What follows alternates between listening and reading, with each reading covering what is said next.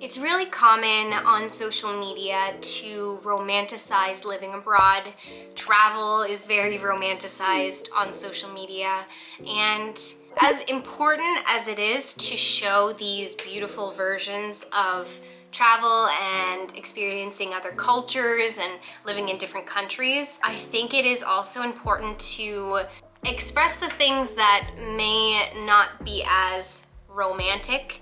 In about 2 months, it'll be a year of me living in Sweden, and I just wanted to talk to you guys about my own personal experiences living here.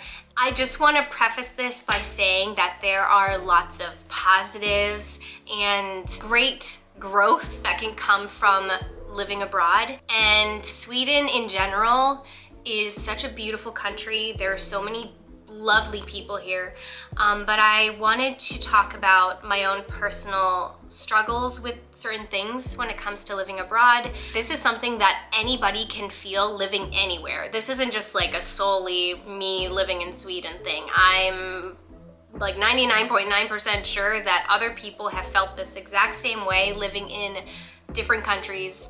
I felt like for me, before I moved, it was either people would romanticize it like crazy, so it'd be one portion of like one side of the coin, and then the total opposite where people would just scare you almost from moving.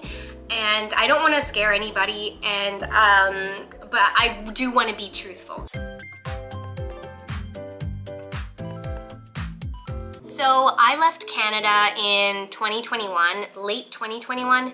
As my subscribers know, my partner is Swedish and he had aspirations to go back to university.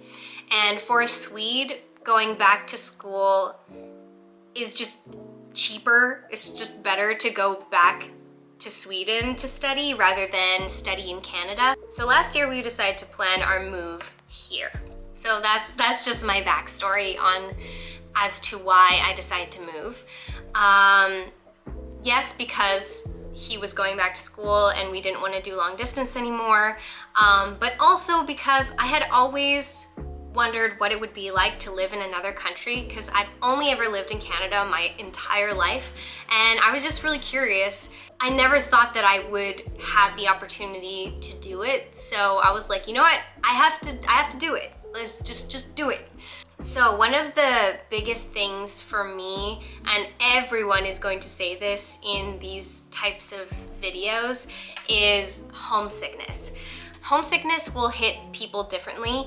I surprisingly didn't feel homesick until 6 months into me living here. I thought I was gonna feel homesick from the very beginning all the way up until the very end, and it might get better by the end. But actually that wasn't the case for me. I got really homesick at 6 months, and it was just like off and on. Like some days are better, some days are worse.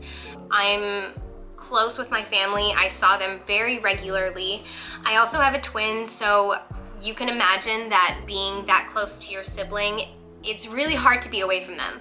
I mean, I had never been away from my sister for like longer than maybe a week or something, maybe 2 weeks. Even if we talk every single day, it's still not really the same. For me, the feeling of homesickness was very suffocating. It can feel like, for me personally, like I was just trapped in my body, and yeah, it just wasn't super, homesickness doesn't feel good. I will say, if you're dealing with homesickness now, it will pass. All you can really do is just focus on what's happening right now and enjoy what you have right now, because unless if you're choosing to permanently stay in the country, most likely you're just gonna be in this country for a short period of time, so just enjoy what you have right now, and you'll see your family soon. Homesickness with like friends and family, but then there's also food and yeah, foods, cafes, shops. Something that helped me with homesickness is to stay connected to my body, to meditate, you know, work out, do exercises, go on a walk, just like focus on my body. And also doing things that I would normally do back home, like you know, getting bubble tea or going to a specific type of store or doing a specific activity that I used to do back home. Another thing that I wasn't really anticipating would be challenging would be things like grocery shopping, going to the doctors. Like, those are things that I didn't really think about. Another thing is the feeling of isolation. Making friends here has been exceptionally difficult. As someone who is okay in my own company, like, I'm fine being on my own and I don't need like a big group of friends. Like, I don't need to go out every weekend or anything like that. I was surprised with how much this would affect me. And I think it's just the fact that even back in Canada, even if I wasn't a party person or I wouldn't always go out and do stuff with friends, just having like the option to like call someone up and be like, hey, do you want to hang out, was comforting. And to feel like you don't really have that, it just like, it can feel very lonely. Seriously. This is a very common thing as well, having trouble making friends in another country. And perhaps it's because Swedes in general tend to be a bit more reserved, so I have a hard time figuring out if like someone actually wants to be my friend or if they're just trying to be polite.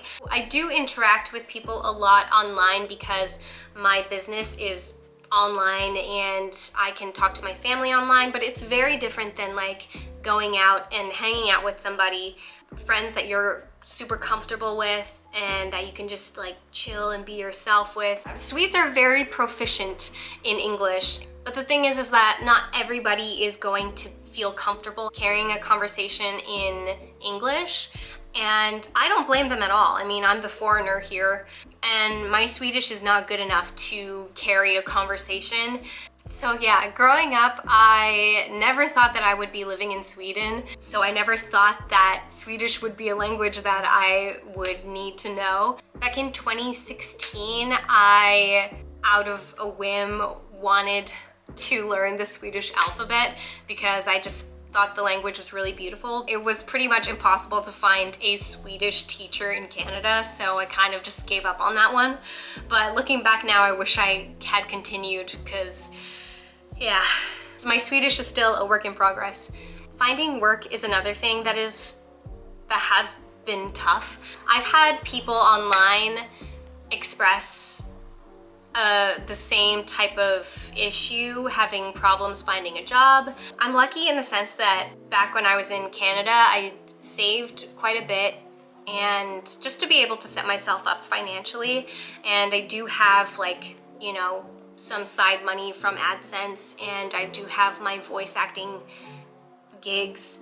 But money can feel tight and it has felt pretty discouraging. There's definitely some shame in regards to not being able to find work. I naively thought that it might be easy for me to find a job here in Sweden. Like perhaps I could find an English speaking job in either sales, or I could do product photography here, which was, you know, the field I was in Canada. But yeah, it has not been very easy. Swedes I know, and other people who are more fluent in Swedish would tell me that it would be easy for me to find a job for an English speaker. But I think perhaps it would have been easier if I lived in a bigger city where more tourists were around, more foreigners were around. Then perhaps it would have been easier, because whenever I'm in Stockholm, it's like I hear English everywhere. So yeah, maybe in that sense it would have been easier, but in the city that I am in now, that is not the case. So yeah, I'm glad that I have my gigs and my AdSense around, because for people who don't have that, I don't know how they do it. Another thing that has been a bit of a challenge to work through is boredom. In Canada, I lived in a fairly big city. There was always something to do, always something happening, at least before the pandemic. Back home, I worked a full-time job, and on top of a full-time job, I also had an acting agent, so I would be auditioning regularly and also making YouTube videos part-time, as well as like maintaining relationships with friends and family. Back then, I felt like I was almost juggling too much, and now it's kind of just like the opposite. I find myself trying to figure out how to fill my days.